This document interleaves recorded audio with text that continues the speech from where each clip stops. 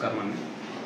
ఈ దినము మాకు రాబడిన సమాచారం మేరకు ఎంకొత్తూరు ఫారెస్ట్ గంగవరం మండలంలో కోళ్ళ పందాలు జరుగుతూ ఉన్నాయని మధ్యాహ్నం 4 గంటలకు సుమారు ప్రాంతంలో సమాచారం రావడం జరిగింది.